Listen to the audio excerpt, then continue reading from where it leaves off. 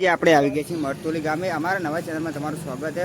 આપણે આજે આવ્યા છીએ મેહોણાથી 25 કિલોમીટર મરતોલી ગામે આવી ગયા છે, ચેહાર માતાનું મંદિર છે। તમે અમારા વિડીયોને એન્ડ સુધી બની રહેજો, હું તમને પણ દર્શન કરાવી દઈશ અને અમારા વિડીયોને તમે એન્ડ સુધી જોજો। તમને હું આટલા સરસ મજાનું મંદિર છે, હું તમને દર્શનનું સરસ મજાના કરાવી દઈશ। તમે જોઈ શકો છો આ મંદિર છે, આપણે જઈએ હવે અંદર। દર્શન કરતાં પહેલાં આપણે આ મંદિરનો ઇતિહાસ જાણી લઈએ। આશરે 1000 વર્ષ પહેલાંની વાત છે। ગુજરાત પાકિસ્તાન બોર્ડર ઉપર હાલર ગામે શેખાવતસિંહ રાજપૂતના ઘરે ચેહરબાઈનો જન્મ થયેલો હતો। ચેહરમાનું પૂરું નામ હતું ચેહુબાઈ, જેનું પ્રાગટ્ય દિવસ હતો વસંત પંચમીના દિવસે તે પ્રાગટ્ય થયા। એ કહેવામાં આવે છે કે આ મંદિરનું પ્રાગટ્ય સ્થાન વસંત પંચમીના દિવસે હોય છે। ચેહુબાઈ સાક્ષાત માતાજીના રૂપે હતા। તેનું વ્યક્તિત્વ મૂળ થોડું ઓછું હતું। ત્યારબાદ ચેહરબાઈ થોડા મોટા થઈ ગયા, થોડા 8-10 વર્ષના થઈ ગયા। તેમના લગ્ન કરવામાં આવ્યા। ચેહુબાઈના લગ્ન નગર તેરવાડામાં વાઘેલા પરિવારમાં કરવામાં આવ્યા હતા। થોડો સમય વીત્યા પછી ચેહુબાઈના ઘેરથી મૃત્યુ પામ્યું। બધા નગરવાસીઓ કહેવા માંડ્યા નગર તેરવાડાના કે બધા ચેહુબાઈના આવવાથી આમનું મૃત્યુ પામ્યું છે।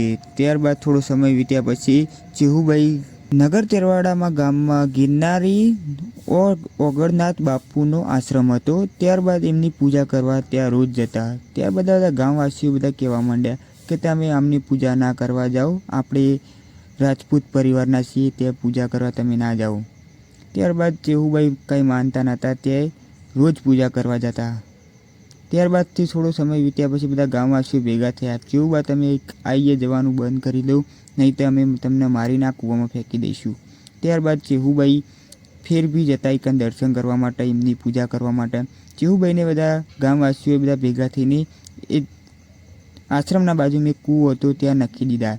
ત્યારબાદથી કૂવામાંથી અવાજ આવ્યો કે તમે મને ના ઓળખી શક્યા, હું સાક્ષાત માતાજી છું, સાક્ષાત ચેહરમાઈ છું, હું ચેહરમાના નામે પૂજીશ। આટલા આ કૂવામાં નાગણી સ્વરૂપે થઈને દર્શન આપીશ હું દર પૂનમના દિવસે। ત્યારબાદથી ચેહરમાઈ ત્યાંથી પ્રગટ થયા। ત્યારબાદથી ચેહર માતાએ નગર તેરવાડા છોડીને આટલે પાટણ થઈને મરતોલી ગામે વસી ગયા અને આ વડ નીચે વસી ગયા। અને આ ત્યારબાદ મરતોલીમાં આવીને વસ્યા। મરતોલીની બધાની મનોકામના પૂરી કરી અને આટલા જે મહાદેવ જે ભૂવો હતા, આટલા મહાદેવભાઈ ત્યાં રબારી હતા, તેમને આટલા બધાની મનોકામના પૂરી થવા માંડી। ત્યારબાદ આટલા એક પ્રતિષ્ઠા રાખવામાં આવી। ત્યારબાદ પ્રતિષ્ઠા રાખવામાં આવી ત્યારે 500 માણસનું આમંત્રણ હતું। પબ્લિક 1000 પબ્લિક આવી હતી। ત્યારબાદ પેલા લાડુ ખૂટી એવા હતા। ત્યારબાદથી ભુવાજીને કહી દીધું કે એ લાડુ ઉપર તમે માતાજીની ચૂંદડી નાખી દો, એ લાડુ હું નહીં ખૂટવા દઉં। ત્યારબાદથી કહેવામાં આવે છે કે આ લાડુ હજુ સુધી અહીંયા પડ્યા છે। એ લાડુ તો 1000 માણસ જમ્યું તો જમ્યું, પણ આજુબાજુના 5 ગામોમાં પણ એ લાડુ આપ્યા। ત્યારબાદથી આ 5 લાડુ હજુ સુધી વધ્યા છે અને આ 5 લાડુ હજુ સુધી અહીંયા પડ્યા છે। અને આ તમે જે જોઈ રહ્યા છો આ મૂર્તિ તમે જે જોઈ રહ્યા છો એ મહાદેવભાઈની છે, જે રબારી હતા, તેમના એના ભુવાજી હતા। આ બાદ સરસ મજાની એમની મૂર્તિ બનાવેલી છે અને આ બાદ તમે જે જોઈ રહ્યા છો એ ગાદી હતી એમની, જે અત્યારે ગુજરી ગયા છે।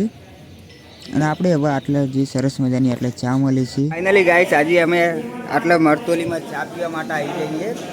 તમારે પણ ચા પીવી હોય તો મરતોલી ગામે મરતોલી ચેહરમાના મંદિરે ચા પીવા આવી જાઓ। તો ફાઇનલી ગાઈસ અમે ચા પીવા માટે આવી જઈએ અને આટલે ભોજનાલય છે, તમને હું બતાવી દઈશ। એ 11 થી 2 વાગ્યા સુધીની ભોજનાલય, હું તમને પણ સરસ મજાનું મસ્ત બતાવી દઈશ। તમે કોઈ દિવસ મરતોલી આવો તો આટલા આવવાનું ભૂલતા નહીં તમે દર્શન કરવા માટે।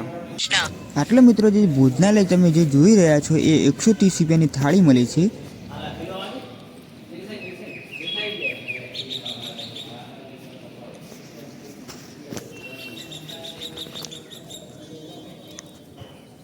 મિત્રો આ બાદ જે તમે જોઈ રહ્યા છો આ ભોજનાલય અને આટલા જે બહારથી પબ્લિક રહેવા આવે ને એમના માટે રૂમ ભાડા મળે છે। અમારો વિડીયો ગમે તો લાઈક કરજો, શેર કરજો, અમને ફોલો કરવાનું મિત્રો તમે ના ભૂલતા।